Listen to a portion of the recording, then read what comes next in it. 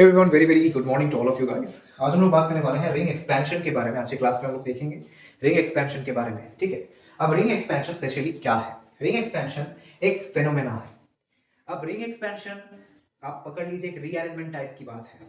हमेशा आप याद रखना कि कोई भी रीअरेंजमेंट, कोई भी बॉन्ड शिफ्ट, बॉन्ड माइग्रेशन हो गया, या फिर कोई भी कुछ अगर हम लोग रिएक्शन में प्रोडक्ट को लेके या फिर रिएक्शन में जो हमारा इंटरमीडिएट आ रहा है उसको लेके छेड़खानी कर रहे हैं, यहाँ से उसको वहां पे लेके जा रहे हैं, कार्ब कैटायन को चेंज करवा रहे हैं, उसका मेन हमारा मोटिव ये है स्टेबिलिटी।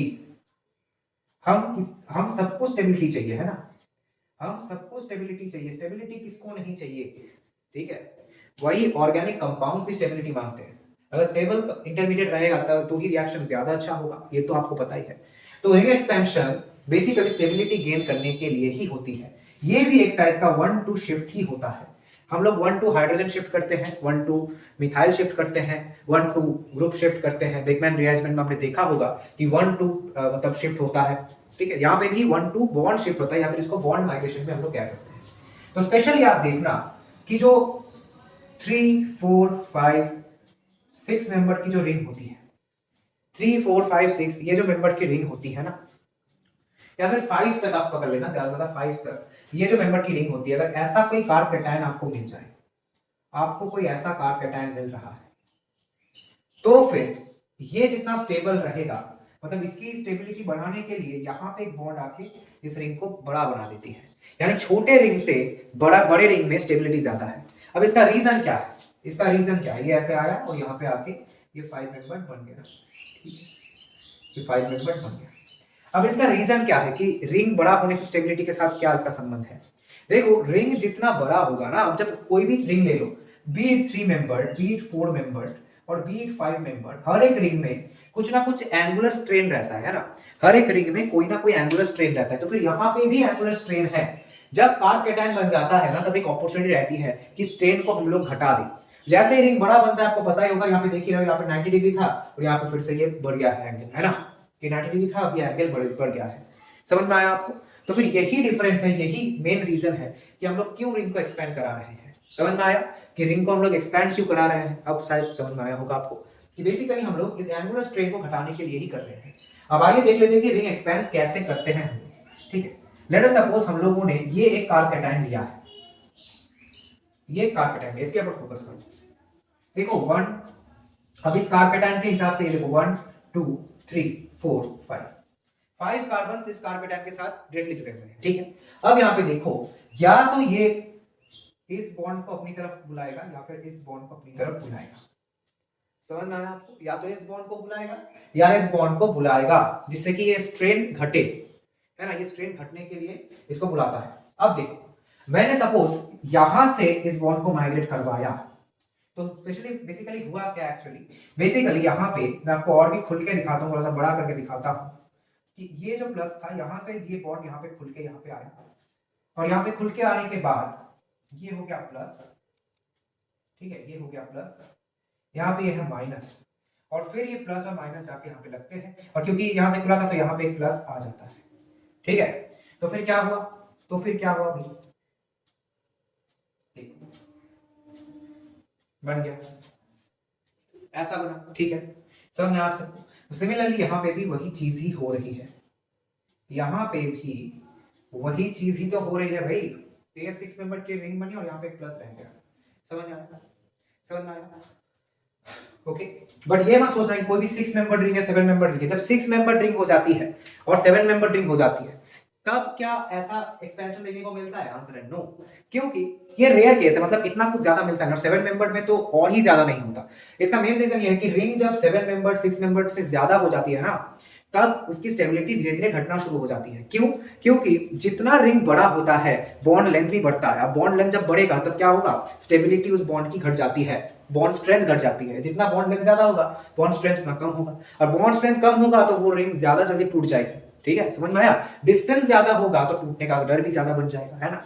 समझ में आया? वो प्रैक्टिकल एग्जांपल देके बोल रहा हूं मैं तुमको। समझ में आया? जो लोग समझना चाहते हैं वो समझ चुके हैं। ठीक है, समझने वाले बच्चे समझ चुके हैं। बाकी यहाँ पे मैं तो केमिस्ट्री के बारे में बात कर रहा हूँ, तुम लोग पता नहीं क्या कुछ सोच रहे हो। अब यहाँ पे देखो, ये जनरल हमारा कंसेप्ट था रिंग एक्सपेंशन का। ठीक है, सिमिलरली रिंग कॉन्ट्रैक्शन भी ऐसे ही होता है, बेसिकली स्टेबिलिटी के लिए हम लोग करते हैं। आइए बात कर लेते हैं एक क्वेश्चन की। एक रैपिडली हम लोग एक क्वेश्चन के साथ डील कर लेते हैं जिससे कि हमारा कंसेप्ट थोड़ा और क्लियर होगा। अब यहाँ पे देखो एक क्वेश्चन एमएस चौहान की बुक से ही हम लोग लेते हैं। इस क्वेश्चन को बोला गया है, बहुत ही बढ़िया क्वेश्चन है, जहाँ पे आपको कुछ ऐसा एक कंपाउंड दिया गया है, यहाँ पे OH है, ठीक है, यहाँ पे OH है और ऐसा कंपाउंड दिया गया है। बहुत ही पॉपुलर सा क्वेश्चन है, आपको आपके शायद कोचिंग मॉड्यूल्स में भी ये क्वेश्चन कराया होगा या फिर शायद नहीं कराया होगा, मुझे नहीं पता। और यहाँ पे H2SO4 दिया गया है, तो प्रोडक्ट क्या होगा आपको ये बताना है। अब यहाँ पे पता है आपको कि H2SO4 जब होगा यहाँ पे मतलब H प्लस है, इस H प्लस को पकड़ेगा ये और यहाँ पे OH2 प्लस होके ये निकल जाएगा, आपको पता है ये।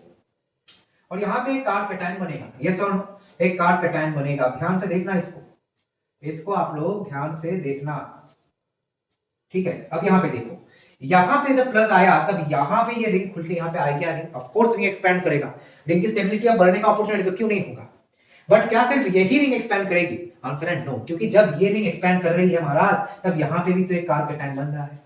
इस कार्ब कैटायन को न्यूट्रल करने के लिए यहाँ पे एक रिंग एक्सपेंशन होगा, फिर यहाँ पे कार्ब कैटायन बनेगा, फिर यहाँ पे होगा, फिर यहाँ पे होगा, फिर यहाँ पे होगा, एंडली मतलब एंड में फाइनली क्या होगा, यहाँ पे एक कार्ब कैटायन फाइनली रेडी होगा, ठीक है। यानी हम लोग इतना कुछ ना लिखे, हम लोग डायरेक्टली ऐसा कुछ दिखा सकते हैं कि ये ऐसा आया, ऐसा हुआ, प्लस आया, ऐसा हुआ, ऐसा हुआ, ऐसा हुआ, ऐसा हुआ। बहुत सुंदर लगा ना आपको, बहुत सुंदर सा लग रहा है ये पिक्चर।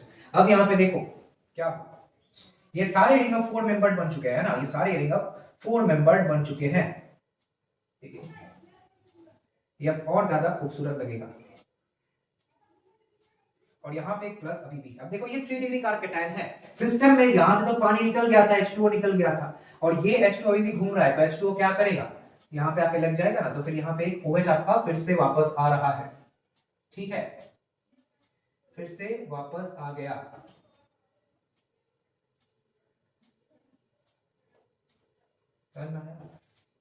समझ में आया, ये होगा हमारा फाइनल प्रोडक्ट।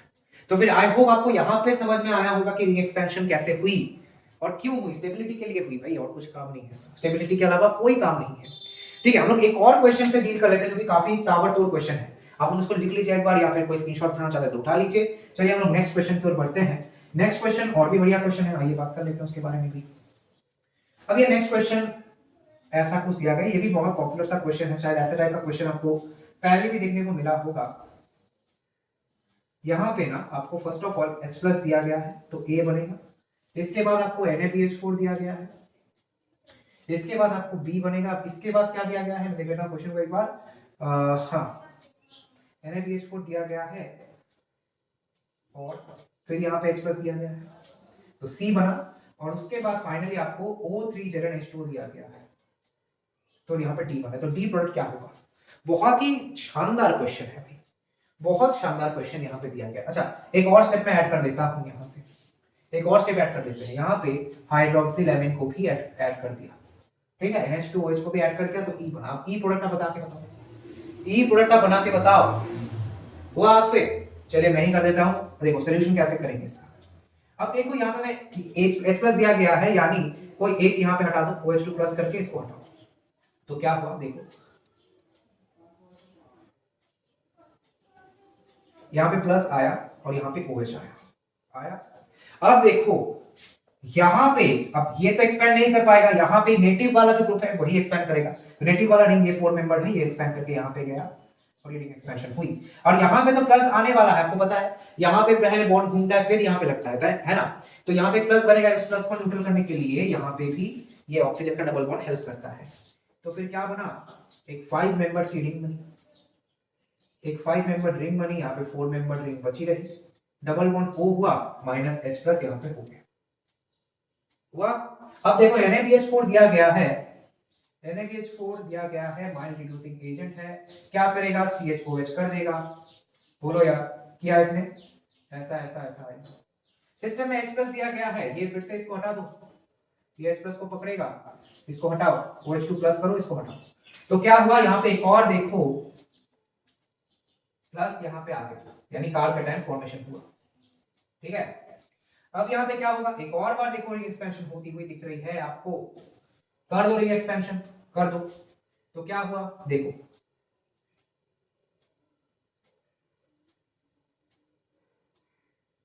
समझ में आया? Sorry, I am sorry very sorry, ये ऐसे नहीं आ रहा है, ऐसा नहीं आ रहा है, मैंने गलत। अब देखो ये कैसे आ रहा है, ये कैसे आ रहा है, ध्यान से देखना, ये कुछ ऐसे आ रहा है ना, ये कुछ ऐसे आ रहा है, ये और यहाँ पे एक प्लस आपको देखने को मिल रहा है।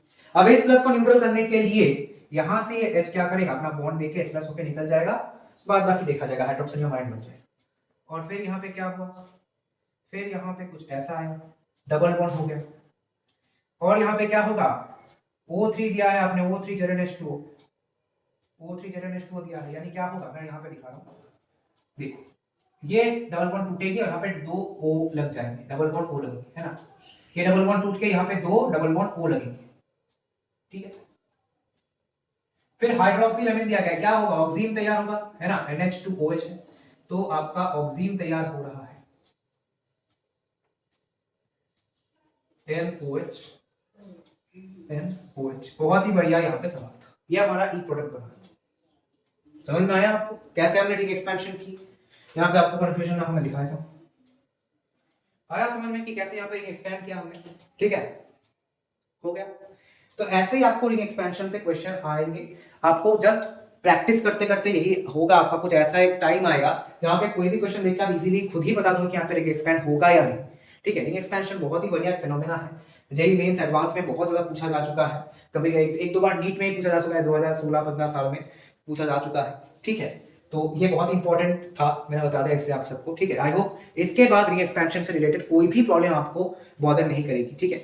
आई होप आपको पसंद आया होगा आज का वीडियो, अगर पसंद आया तो लाइक जरूर करना, चैनल पर नए हो तो सब्सक्राइब भी जरूर कर दो, ठीक है, जिससे कि ऐसे ही नए नए कंसेप्ट आपको फिर से मिलते रहे। Thanks for watching.